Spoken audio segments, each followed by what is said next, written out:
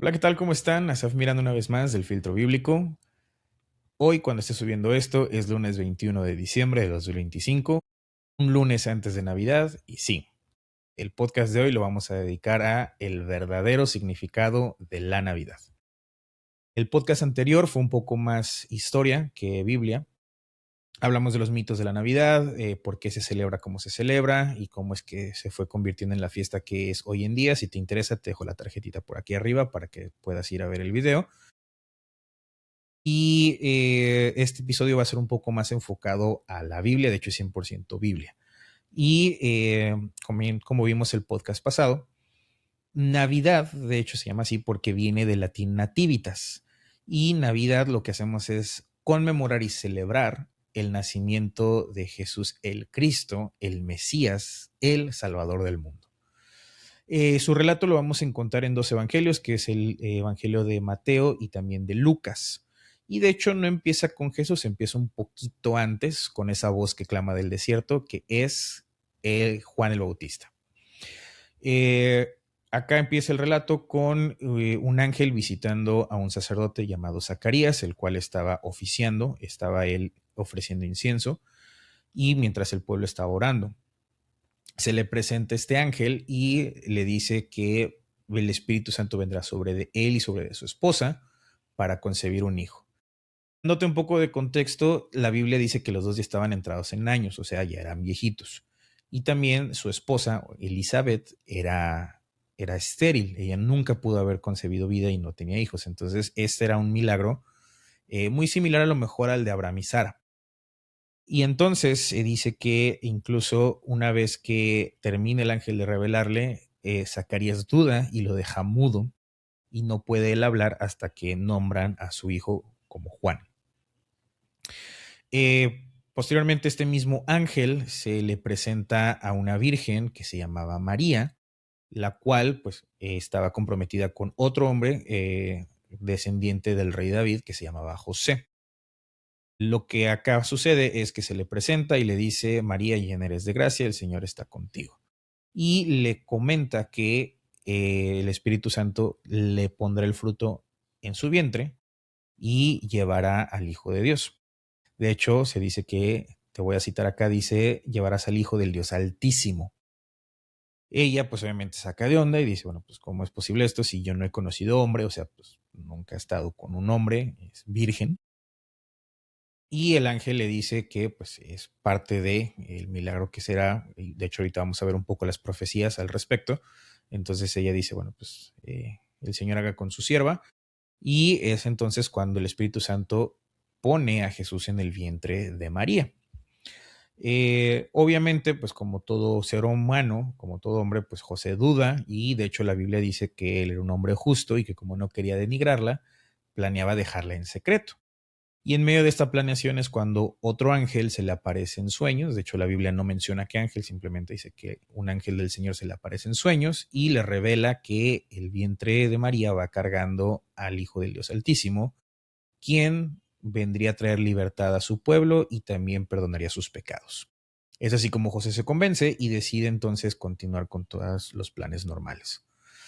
Eh, y acá es donde, de hecho, el Evangelio de Lucas, que de hecho Lucas ha demostrado a lo largo de la historia ser un documento histórico muy accurate, se diría en inglés, en español es muy certero, en que muchos de los registros, llámese de Flavio Josefo, de algunos historiadores romanos y griegos de la época, coinciden con lo que Lucas pone ahí. Entonces lo reconocen como un documento histórico muy fehacible.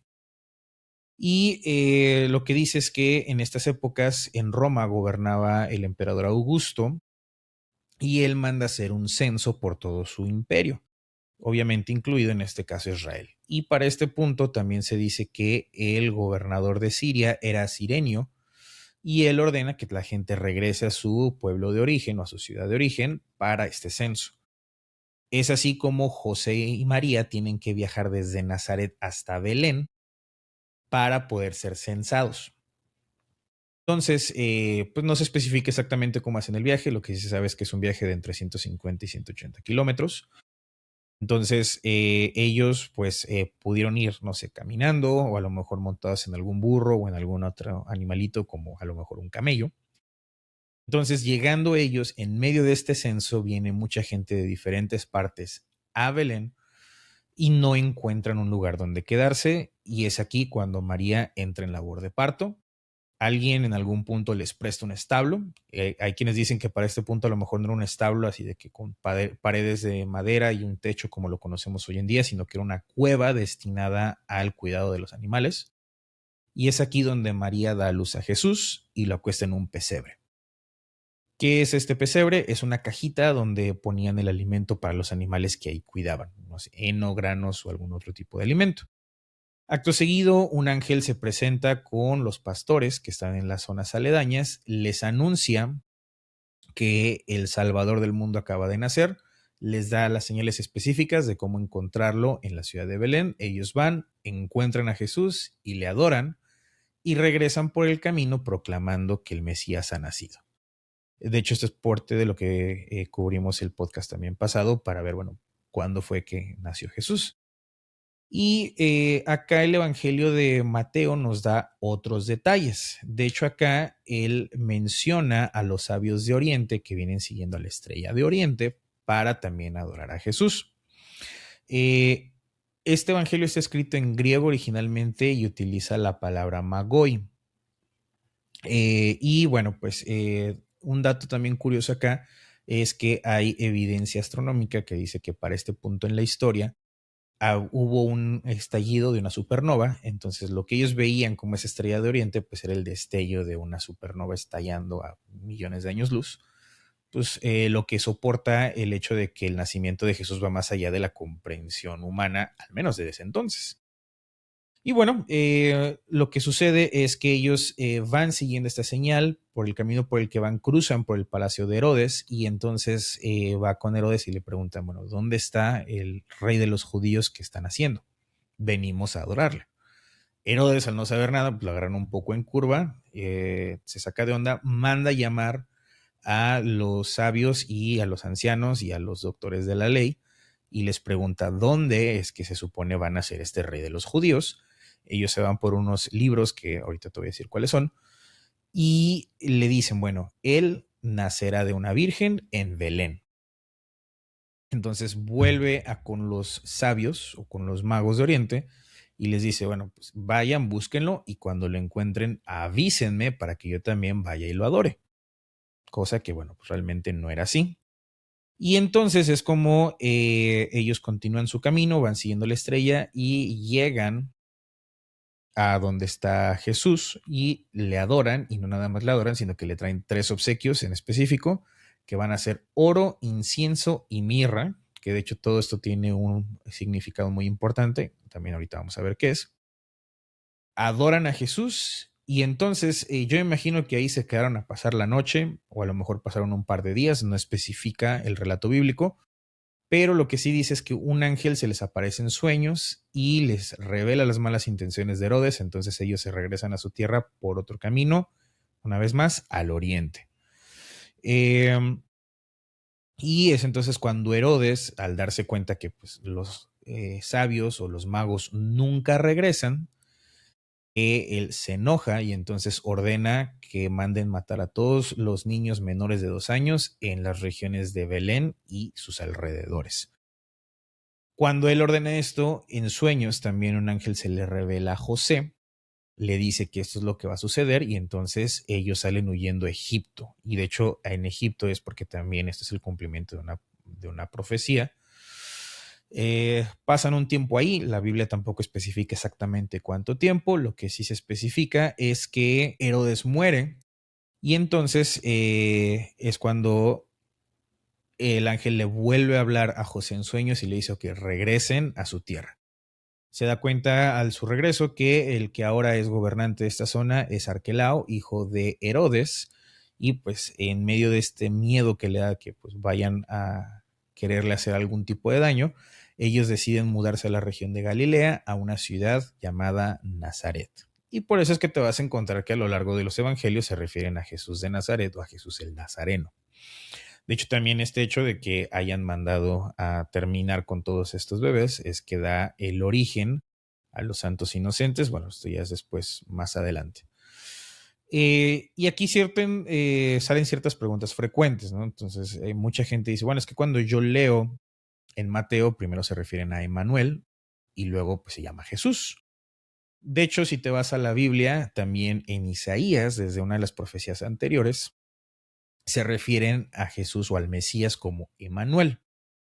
El origen etimológico del nombre Emmanuel o de la palabra Emmanuel viene del Imanu, que quiere decir con nosotros, y El, que quiere decir Dios. De hecho, el El lo usaban para referirse únicamente a Dios. Por eso es que ves a Elohim, el Dios altísimo, El Shaddai, el Dios omnipotente o el Dios todopoderoso.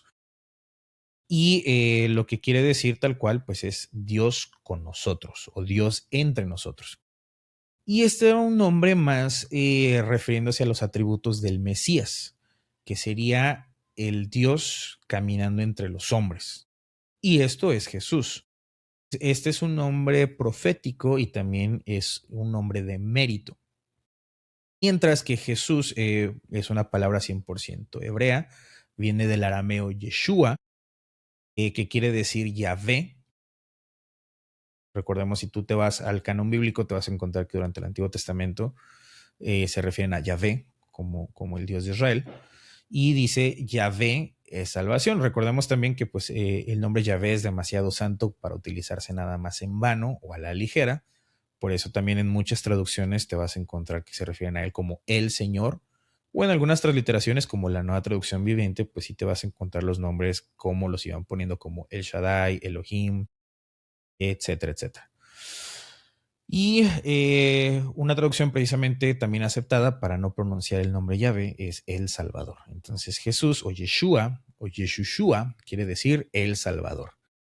Y también es un nombre refiriéndose a lo que es Jesús, es El Salvador.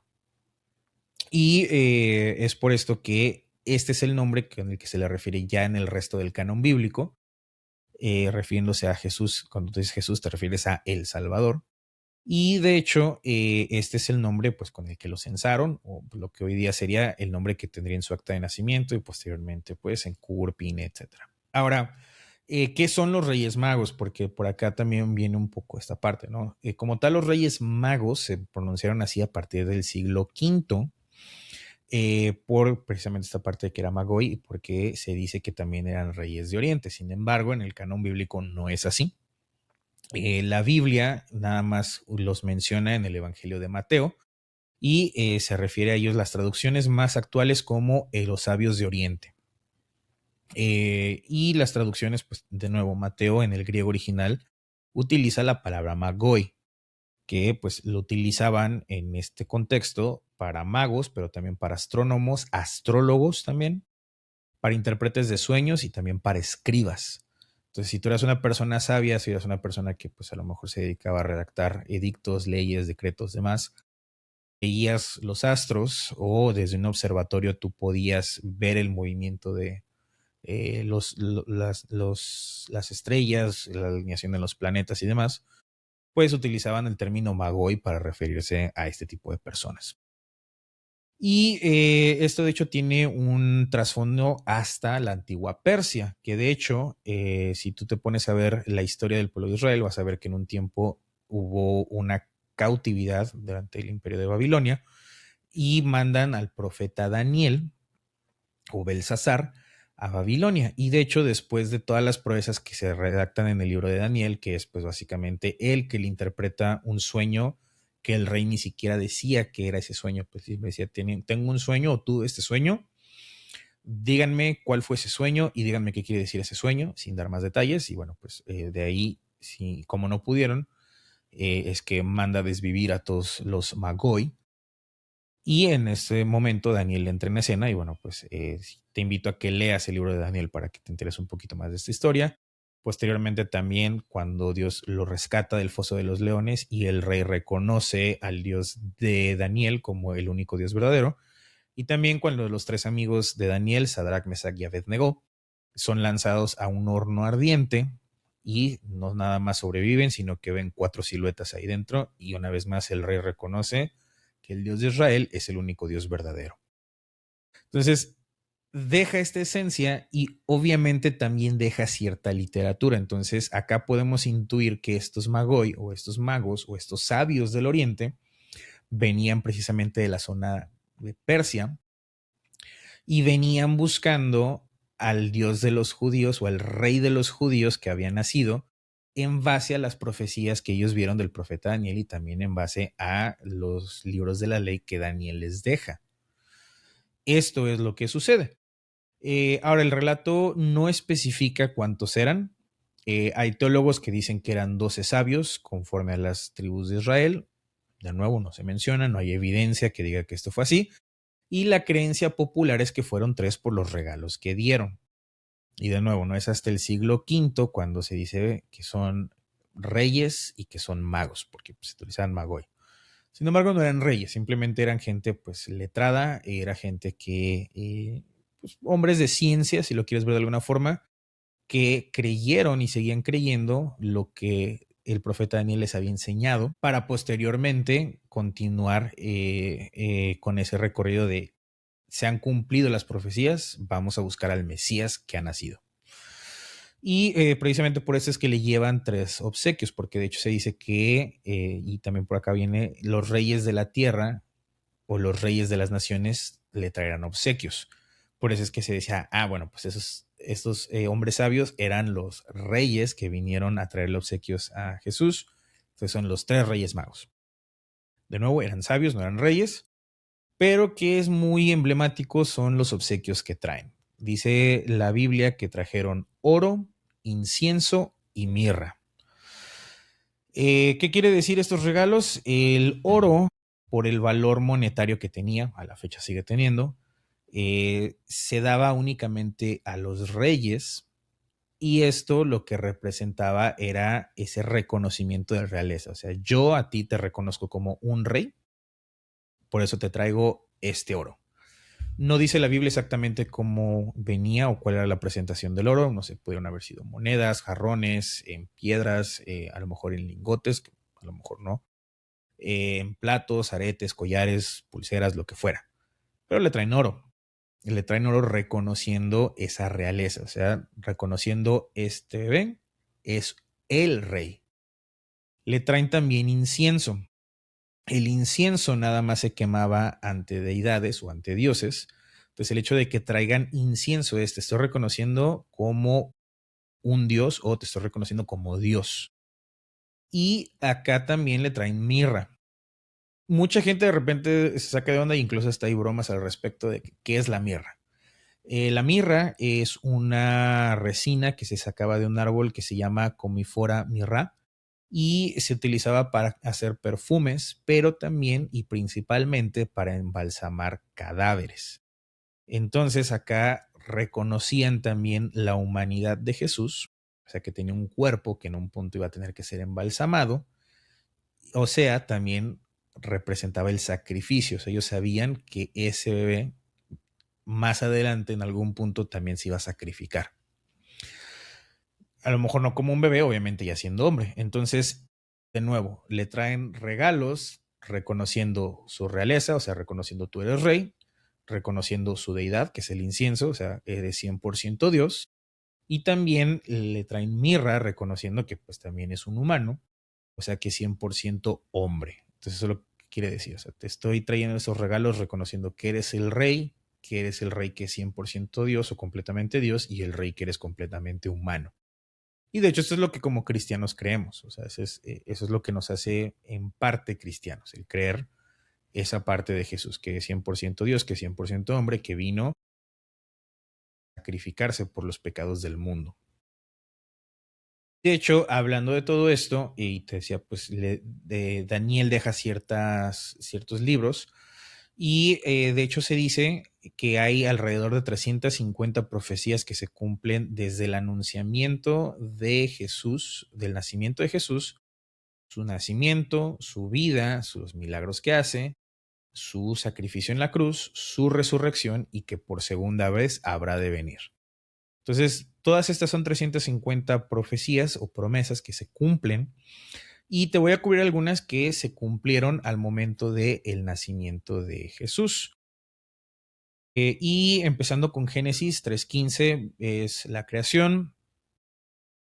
La mujer y el hombre comen del fruto prohibido, seducidos o engañados por la serpiente, y entonces Dios viene, perdón, y trae juicio y le dice a la serpiente, y pondré enemistad entre ti y la mujer, entre tu descendencia y su descendencia. Esta te herirá en la cabeza y tú le herirás en el talón. Y aquí se refiere precisamente a eso, a el que Jesús es ese cumplimiento de esa promesa de quien vendrá y herirá a la serpiente, o sea, al diablo, en la cabeza. Y se dice que él lo herirá en el talón. Eso también muchos dicen se refiere pues a que fue crucificado, pero pues eso, o sea, no lo venció. A lo mejor fue herido en ese momento, pero después continuó porque pues resucitó. También está la promesa y la profecía de que será bendición para todos. Igual en el libro de Génesis, Génesis 12:3, Abraham está recibiendo la promesa de parte de Dios y le dice, bendeciré a todos los que te bendigan y a todos los que maldigan, maldeciré. Y en ti serán benditas todas las familias de la tierra. Nota que no dice tus descendientes o los que crean en, dice todas las naciones, refiriéndose a que en Jesús, aunque a lo mejor tú y yo vengamos de un trasfondo, pues como mexicanos o como europeos o como americanos o como africanos, y junto con esto tengas algún tipo de creencia mesoamericana, céltica, nórdica, griega o lo que sea, aún así, a través de Jesús, tú y yo somos benditos o somos bendecidos. Y lo reafirma después en Génesis 22, verso 18, y dice, en tu descendencia serán benditas todas las naciones de la tierra por cuanto obedeciste mi voz.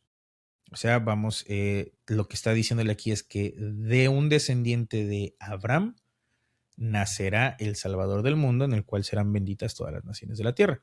De hecho, se cuentan 42 generaciones desde Abraham hasta Jesús para el cumplimiento de estas promesas.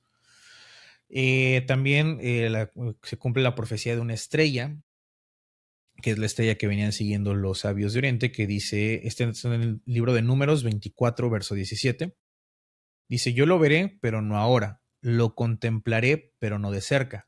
Una estrella saldrá de Jacob, se levantará un cetro de Israel, aplastará las sienes de Moab y los cráneos de todos los hijos de Set.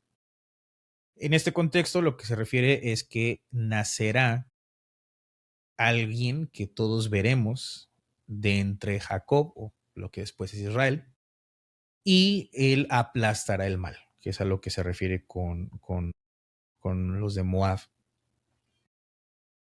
Posteriormente, también a través del profeta Samuel se habla que será un rey cuyo reino no tendrá fin. Esto está en el segundo libro de Samuel, capítulo 7, versos 12 y 13, y dice, cuando se cumplan tus días y reposes con tus padres, yo levantaré después de ti a un descendiente tuyo, el cual procederá de tus entrañas y afirmaré su reino. Él edificará una casa a mi nombre y yo estableceré el trono de su reino para siempre. Y esta es una promesa, una profecía que le están dando al rey David. O sea que del rey David o de su descendencia vendrá quien reinará para siempre. Y después en el libro del profeta Isaías es donde más profecías tenemos, valga la redundancia, acerca del nacimiento del Mesías. Yéndonos un poquito en orden, en el capítulo 7, verso 14 dice, por tanto, el mismo Señor les dará la señal. He aquí que la Virgen concebirá y dará a luz un hijo y llamará su nombre Emanuel. O sea, lo mismo que el ángel viene y le dice a María, es lo que vemos siglos antes en la profecía del libro de Isaías. Parte de lo que a lo mejor también vieron los sabios de Oriente para poder llegar hasta donde estaba Jesús. Después en el capítulo 9, aquí son 3 versos los que describen un poco esta profecía. Empezando con el versículo 2 dice, el pueblo que andaba en tinieblas vio una gran luz. A los que habitaban en la tierra de sombra de muerte, la luz les resplandeció. Un poco lo que te decía también el podcast pasado es el nacimiento de esa luz perfecta que trae salvación a todos y que disipa las tinieblas. Eso es lo que representa Jesús. Y también en el capítulo 9, versos 6 y 7 dice, porque un niño nos es nacido, un hijo nos es dado, y el dominio estará sobre su hombro. Se llamará su nombre admirable consejero, Dios fuerte, Padre eterno, príncipe de paz. Lo dilatado de su dominio y la paz no tendrán fin sobre el trono de David y sobre su reino, para afirmarlo y fortalecerlo con derecho y con justicia, desde ahora y para siempre. El cielo del Señor de los ejércitos hará esto. Entonces acá lo que está hablando es de nuevo, vendrá desde el cielo, o sea, Jesús se hará hombre, vendrá y tendrá un reino que no tendrá fin.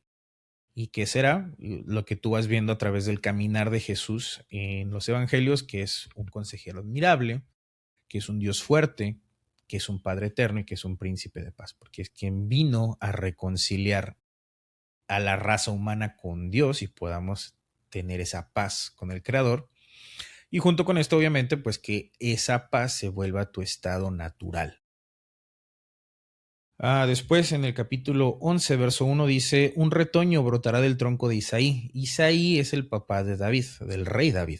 Entonces acá está confirmando que de los descendientes de David, obviamente pues también contando a su papá, nacerá el Mesías. Y dice, y un vástago de sus raíces dará fruto.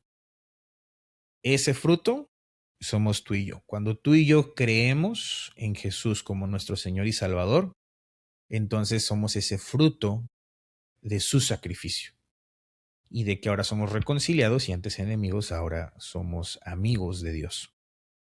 Y no solo amigos, sino también hijos adoptados, herederos, y tenemos más estudios en base a eso.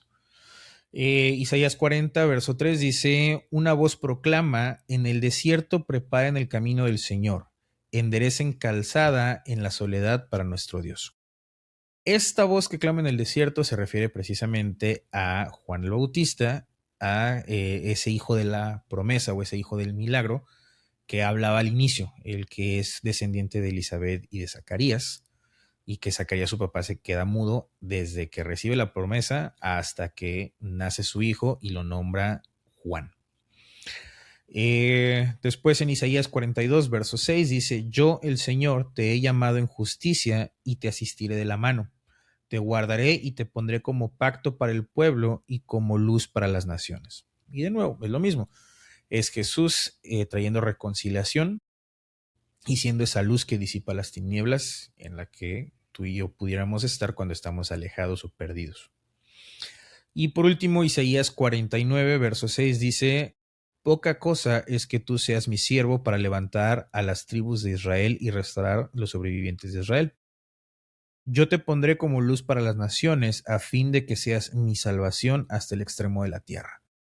Y volvemos a lo mismo, él sí viene de Israel, nace siendo judío, sin embargo, no se detiene nada más en traer salvación a los judíos, sino traer salvación a todos hasta los extremos de la tierra, o sea, lo que también vimos más arriba en Génesis, que es que a través de él o en él serán benditas o seremos benditas todas las naciones y todas las familias de la tierra. Después en el libro del profeta Jeremías, o sea, el libro que sigue de Isaías en la Biblia, hay también dos profecías acerca del Mesías y dice en el capítulo 23, verso 5, he aquí vienen días, dice el Señor, en que levantaré a David un retoño justo, o sea, una vez más, un descendiente de David, que será justo, Jesús es el único hombre justo en la tierra.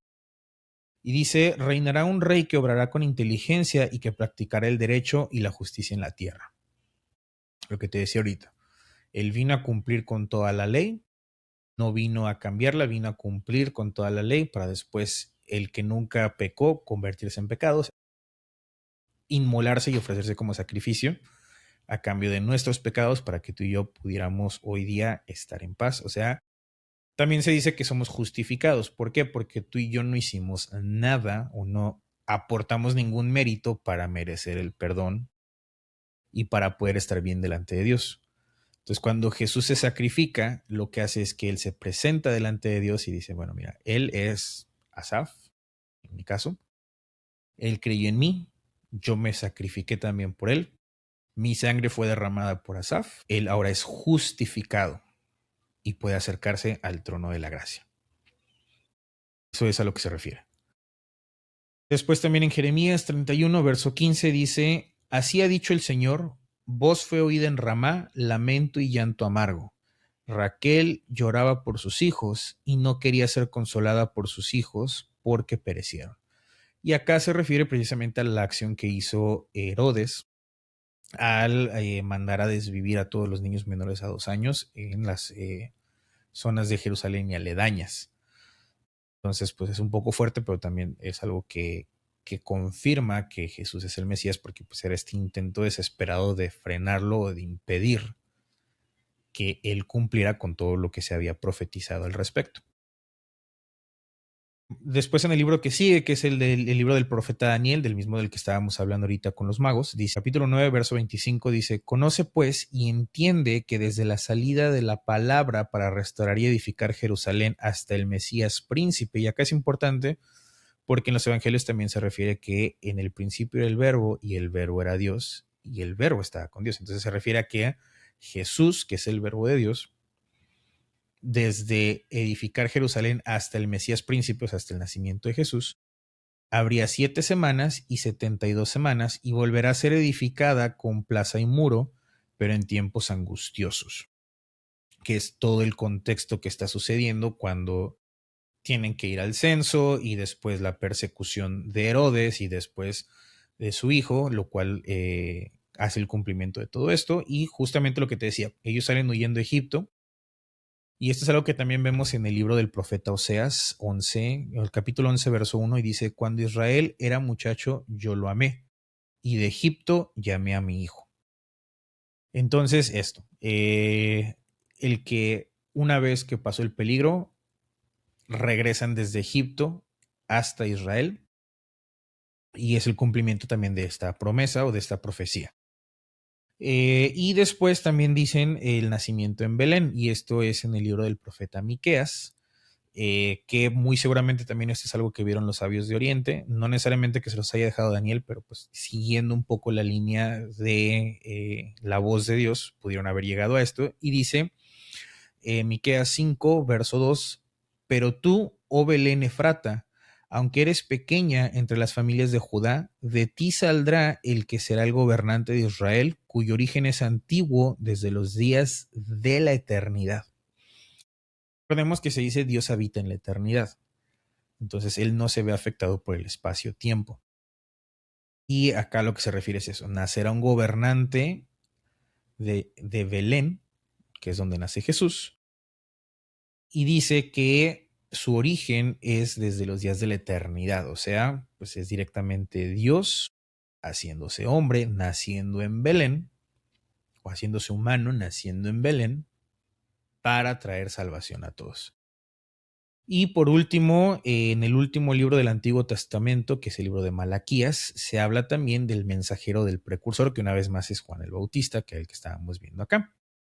Y dice que Malaquías 3:1 dice, he aquí yo envío mi mensajero, el cual prepara el camino delante de mí, y luego repentinamente vendrá a su templo el Señor a quien buscan, el ángel del pacto a quien ustedes desean.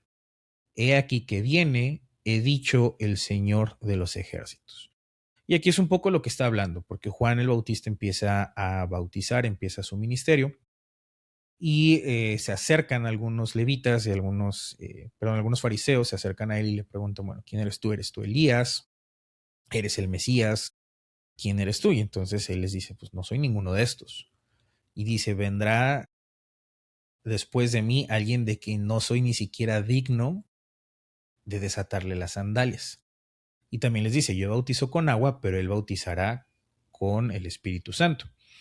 Y acto seguido es cuando Jesús viene, se bautiza, Juan el Bautista se saca de donde y le dice, bueno, pues de hecho tú eres quien me tendría que bautizar a mí, porque Juan reconocía y sabía quién era Jesús. Pero Jesús le dice, nos es necesario cumplir con toda ley o con todo mandato, según la versión que estés leyendo, y era parte de esto. Entonces es cuando Juan Bautista lo bautiza en agua, y entonces viene el Espíritu Santo en forma de paloma, se posa sobre de él y permanece en él, y también es cuando dice, bueno, este es mi hijo amado en el cual me encuentro complacencia. Y esta es la confirmación para Juan el Bautista de que Jesús es en efecto el Mesías, en quien el Espíritu Santo venía y se posaba. ¿Por qué? Entendamos desde el Génesis hasta que Jesús es arrebatado al cielo. El Espíritu Santo venía sobre de la gente, pero no se quedaba. O sea, venía, te visitaba, no sé, a lo mejor les daba sabiduría, les daba fuerza, les respondía. Entonces tú puedes ver, por ejemplo, con la historia de Sansón, que cada vez que él cobraba fuerza sobrehumana era porque el Espíritu de Dios venía sobre de él. Cuando, por ejemplo, también el profeta Elías corre más rápido que un caballo jalado, pero en un carro jalado por caballos, es porque el Espíritu Santo vino sobre de él. Entonces, acá la diferencia es que el Espíritu Santo no nada más vino, sino se quedó posando sobre de Jesús. Y esa es la confirmación de que Él era el Mesías, el Salvador del mundo. Y es así como se cumplen todas estas profecías hasta ese punto. Después, en el caminar de Jesús, se cumplen muchísimas más profecías, también con su sacrificio, con el velo rasgado y con su resurrección. Entonces, si te interesa saber un poco más al respecto, nosotros como iglesia en Encuentro Internacional tenemos varios estudios bíblicos que hablan al respecto. Si te interesa, nos puedes contactar, podemos hacerte llegar algún material, o si tenemos este curso activo, o sea, se lo estamos enseñando a alguien, pues te puedes sumar, obviamente. No tiene ningún costo, lo que les decía. Si Jesús nunca cobró por enseñar a la gente, como porque nosotros sí lo haríamos. Y es así como llegamos pues un poco a la conclusión de esto. La Navidad, más allá de tratarse de regalos, de luces, de árboles con esferas, de los banquetes o incluso del pasar un tiempo en familia, lo que verdaderamente trata la Navidad es del nacimiento de Jesús el Mesías, el cumplimiento de la promesa de la reconciliación entre Dios y los hombres. Y es el celebrar el nacimiento de la luz perfecta que disipa las tinieblas, el nacimiento del amor que echa fuera todo temor y que puede nacer en ti en la época y momento en el que tú decidas reconocerlo. Y eso es todo por este podcast. Si te gustó, te invito a que le dejes un like. Si tienes alguna duda o algo no te pareció o quieres debatir, pues siempre estoy abierto al debate, me lo puedes dejar en los comentarios. Si te sirvió y crees que le sirve a alguien más, te invito también a que se lo compartas. Te invitamos también a que te suscribas, ya sea en Spotify o en YouTube, para que puedas estar al pendiente de los demás episodios que vamos a estar publicando, de darte herramientas para tu vida diaria. Y no me gustaría, sin antes recordarte como cada semana, que yo no soy Dios, yo no lo sé todo, yo no tengo todas las respuestas, pero sí soy alguien que busca a aquel que es la fuente de toda sabiduría. Gracias y nos vemos la siguiente semana.